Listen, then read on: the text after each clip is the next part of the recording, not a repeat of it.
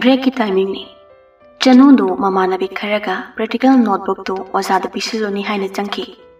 Sada satri ayambasu kentilomda loine chanaki. Abi thoi di chanu lakpa ngai hawi. Classroom manung andu da famlaga. Abi thoi gi matung oirapna satri nupi ani khaksu makhoi gi pochai sing bag da hapchin na wari sane. Rohit ki mami tubo kamai tor soli jano. Yeng bada yam nungaite. Phazakhraba mamai duda musikmuna dakhum dar leireba. Manabo kaidawada songni haige phunabada natana. Awoiba yam ka hena ngoksina male mase. Asuk takhalla matamsida phuwa jainabagi wakhanda dale. Masu idi ikairam gani. Mami green kaba makai college la ido. Dakfamda mami samdriba phawbudi college laktrasu tokede. Asumna nupi ani do wari sana duna pochai sing ado hapchinba loiraga miwa ngang duna classroom dagi thokirami. Abetai khasik nungai jade nupi ani duna Rohit ki maramda nganglam liba sing ado. Tasena numito Rohit kari amata lansakida bani. Magi boni haiba nupa aduna naron dagi kinna tilakhi bani. Rohit na hana dagi khara maming leba satra oibaga mapa chana khiduna Rohit na adum aranu ta haure. Andaban namit adugi thaudo mamit mangna uhoba abe thoina di Rohit maran lei haiba yajaningri. Napi ani da thokraba matung abe thoi matomta classroom aduda phamduna lehawi. Mana sumna leiringai break ki hek mamangda makhoida lai taklamba sar ado classroom manungda changla ami. Ai bunga sai noigi roomda dai amag hundolambra. Asi haiduna sar ado platform amadi table leiba domda laktuna cheptha duna magi dai adu thirami. Abe thoina khumi. Aisu khangau dre sir na thamlamnadi lerambasu yai. Asi haiduna abe thoi so hawatuna table adomda laktuna sir adugi diary do punna thiminarami. Ikan kanade Rohit amuk room do changlaklami. Ma matomtane magi score ani do loinarakte. Sir ga abe thoi gena karino mathibagum tawriba aduda masu leptuna hangi. Sir kai da hawu yaurge. Noigi practical gi timetable haba diary do. Ai bu karamba class da thamlamanu kyan tadrini. Sidaga hundok lambrana yengambani. Rohit su sangsile table adomda. Abe thoina lepliba dugi nakan oirapni mana sangsilakliba dusu. Abe thoi su non thaduna drawer ando hangduna yenglambadagi phatnong khalai. Lengzumna taslakliba masam khara ando tumlomda phat haidoki. Tanja chana Rohit su abe thoi gi nakan oirap mamai non tharapa timing ni. Dan chahodabana abe thoina makhuna masam haidorakpada Rohit ki dafam tariba mipana to the panki. Rohit makhut ani changna asokwa jaga adu da khumsilaga chaina khangna laimai da fam thaki. Ayuma Sarduga abe thoga punna Rohit ta yenglaklami. Sardo prapra manak sangsilak to hangi. Rohit kaidaroge nabo mit sokrabo. Rohit mamit asokwa do makhuna khalaga mamit atopa aduna abe thoida khani yengduna khumlaklami. Masini bisha mamit yamthai. Magi makuna aigi mita sokoda thomlei. Abe thoi tingal Rohit ta yengduna lei tasengna ma yamna soikhrenga sidi. Sarduna hairaklami. Soikhi boiramgani kedaroge. Abe thoi nang Rohit se college ki doctor manakta puragane hida hapiyuro natradi I hobotare. Rohit so abe thoi so yaningi yaningde marai tarokte. Sardugi mamangda wangang na batalamali animak. Oza aduna hairakpagi matung ina makhoi ani punna college ki infirmary adumda laklami. Break ki timing oirabasu satra satri ayamba canteen da lainakibana corridor paring ado mi hangi. Rohina makhun namana mamit mapa aduda khallaga saurangna na khu kamduna mangda chale. Abe thoi so tomin laptakna matung inaduna lakli. Usinna sinna infirmary yorgle adumu doctor amadi nurse amata leiramdre. Rohina abe thoi bu khatki honarasu mabu kanbinaba kana su leiroidawri. Maharaj saduna Rohito chair mayam thariba domda chatuna famkre. Aduga amukso yathang pirakli abe thoida. Kana yengino. Ai mise sasaida abo. Abe thoi so hidak langthak mayam thamliba cabinet chadomda prap laklami. Aduga anaba fana ointment kumba leibra hain thirami. Usinna sinna ointment amadi fangjare madu paiduna ma Rohit ki manakta amuk prap laklami. Abe thoi na ointment to pairaga magi mangda ningsing lepliba do ubada Rohit isau langami. Sida lepona lairona sasahida haparga. Ado horen kona nang nabe henjiladi kamai tawduno. Nangi chairong manbana khutuna nawe henjil halaba maksida amusuwa makhatari. Abethoi tawfum lafum ama khangdre oimen ado cotton balls amada khajik chorhalli aduga magi asopom pa aduda tapna nanthokpi. Rohina hanglaklami. Hanlagi hena green kasan riyong. Green gi wade pura musimukre. Hanadi brown machu oirambani hauzina pura black oikre. Samna hairabada rohiki asopu dafam ado hauzi abethoi gi makunna khara thenglubadagi amuke hena muba henjinkre. Abethoi oidaba nganglei. Kaisi tawdeda hanige dumai dumle. Singabane Nadiam nai hena muslim do male. Musindi kaisu. Adamna haizabagi wani. Abethoi mapukningdadi mipaidaba natte. Isori bungo magi musit muri madakfamse hayeng loina kokhanbiramo natradi ai dasa soidina tarani. Isori bungo nasana haise amuktadi yabiyuba. Tanjana da infirmary gi thongdu mapaldagi fat hangduna nurse nupi ama changlaklami. Hida hapabo yara drop. Magi mitta kitang sokhibanida minor injury ni. Nurse nupi du sangsilei aduga right ki asokadu da yengduna hangi. Kamai tawbada soklino. Hanana green car ga leidaini nangbo. Aigi khutna khairkana thengkhre magi se. Asi haiduna abethoi su right ki mipanda oimen tari badoloshili. Hauzikta da rohit ki thina sokliba mamit nado nurse nupiduna ure. Aima, onthok thina soklida nangi side. Rohit mamit phaijainana abethoi di hinglami. Lal rabi amagum mamai lukthaki abethoi. Nurse nupiduna freezer dagi ice pack ama puthoraktuna rohit ki asokpadura thami. Se, si thamuse. Pongkhatli se thuna hantanaba. Mathangi numini.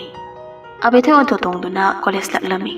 Autogi mayagi sit anduda magi nakanda family pinupi ando mingsel macha amada yengduna mamaida foundation la karino kanna tairi. Nupi andogi matongdo hairap yengi abethoi. Jacking yamna leiba lambini marak anduda auto tongna makeup tori bimasu khut haibi misak natte haibadi yaroi. Mamaida uring tungkibagi esin marks khara leibi nupini. Adubo foundation manba cream adu tairubadagi mamagi esin marks singdo loina mangkre sit nana uri. Abethoi mapukningda khali. Jukse jukda ama tawreko. Mamaidagi dak mayamdo amto khitre wani. Wakhaladu khanna abethoi karigumba idea ama lakpagum makok mapanda blab ama ngale. Nupi andugi dafum kokhan mangamba product ado rohita season nahaladi. Ma sumagi mitpangi musimuna tariba dakfam ado kokpa yai ko khala ima. Wakal mathang khalingai auto parking yokiba khangaudre. Ma parking andundagi college phawba makhung namulai. Asan namana parking dagi college phawba yoba lambi sida lakpa khuding gusange hek thengnabani. Aduna ngasi su gusana lambi mapangi dukal amada mabu ngaiduna leiramba adu ubada thoidokna ngapa pokludre. Adubu abethoi gi pungning singsilibadi gusangi khazai waida tariba dakfam aduni. Afa nungai gi dakfam di oiraroi. Phuna chaina rubagi dakfam ni. Abethoi na magi mana he yoksilakbaga gusana nokfe tawna haireklami. Maidi doctor ambasu ubada ngairo. Abethoi khomde makhong gam thuna thangduna chali. Gusansu abethoi ga khongthang manana thangduna magi nakanda chali. Ai manabani dudi ngasi college laktre. Aiso chachari dawani. Ada nangdo khangning ningsinglaba. Abethoi paithoktuna khomi. Ningsingbiruno. Aiga paksinbirakano. Hoini. Ando ekhoi sumaini chaminabasi toidi toire. Andobo nangi mingdi khangdri. Mingbu koi kobige masam sangbi se. Ai ming khang kaidoge haino. Masam sangbi adum koro. Aigi budi kaideda. Adugi nickname tunabo hena khoida jari neidi. Ho phare ndudi. Abethoi na soroklom thangduna chatpani aduga gusanna kachin thangi. Makhoi anina chatliba adugi tungoirapna gari achouba ama khara kanna thorakliba adu gusanna hana uri. Abethoi bu sokhini matagum gusan fat abethoi gi ringzum waida khajik paiduna mabu kachilom thangali aduga mana soroklom thangduna chatki. Car aduna makhoi gi mapa hek lanthokhibaga gusan adu abethoi gi lingjumda khajik pairamba du thadoki. Aduga thaukhriba car adumda yengduna sau tawna hayawi. Tanaragi hek nungna thomuni ko lawai macha haisini. Amu abethoi romda onselai gusan adubu abethoi na hana na mangonda Marau leiba mityeng ama yengduna leiramba aduda Gusan wa haifum khangdi. Gusan gi tofum khangdaba mataw aduda Abe Thoi mapungda khanjai. Aina khalurise onara maleda. Ma se mabuk phattaba midi nattaba mali. Ai sokini haina pakachari sidi. Kai mit yeng no. Abe Thoi sor ama sangna hondoi. Ai gi ming hanglamdai ni nangba. Aw hangki. Khumbadi khumbirakide. Ai gi ming Abe Thoi kawi.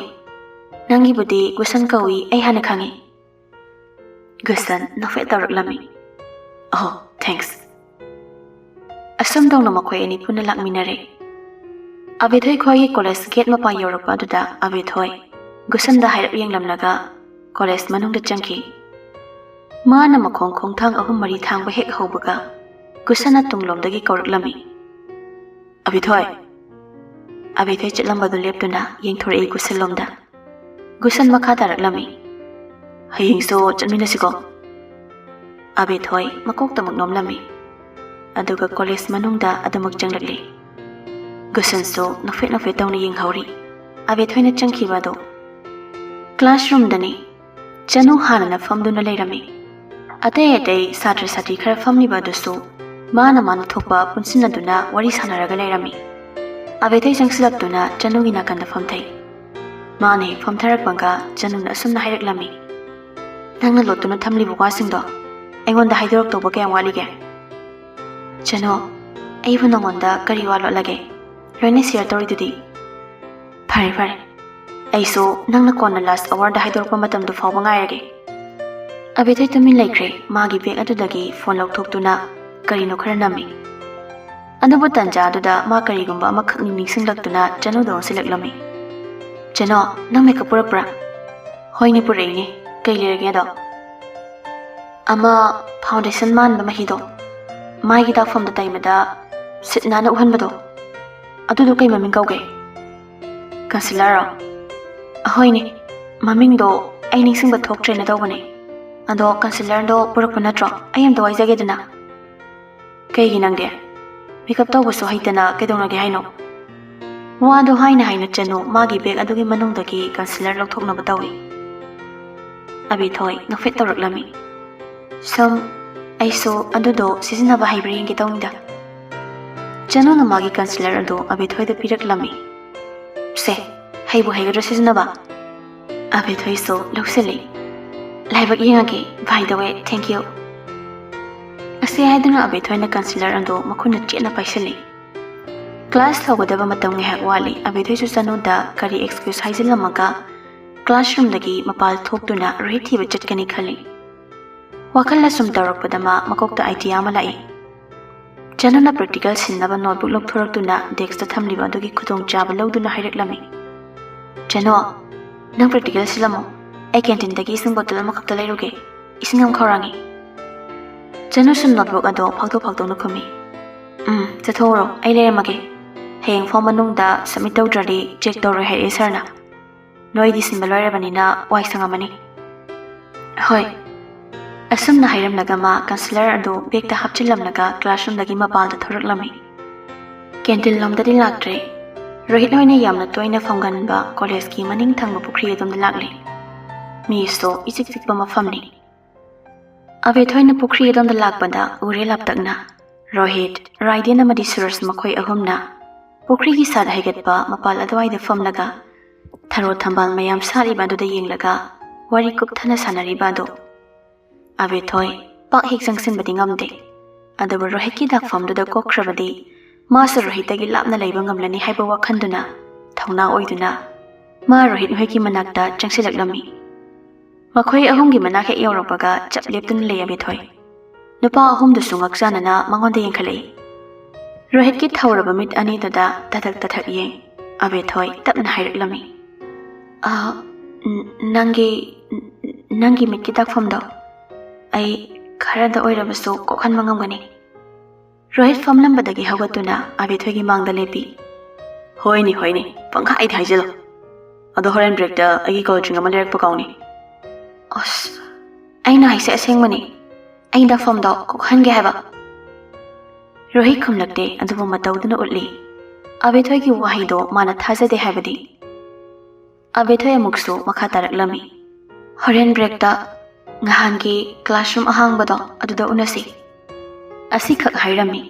ꯑꯕꯦꯊꯣꯏ ꯃꯃꯥꯏ ꯍꯨꯠ ꯂꯩꯊꯣꯔꯛꯂꯦ. ꯑꯗꯨꯒ ꯃꯈꯣꯡꯗꯣ gum gum ꯊꯥꯡꯗꯨꯅ ꯃꯥ ꯃꯐꯝꯗꯨꯗꯒꯤ ꯂꯥꯛꯂꯦ.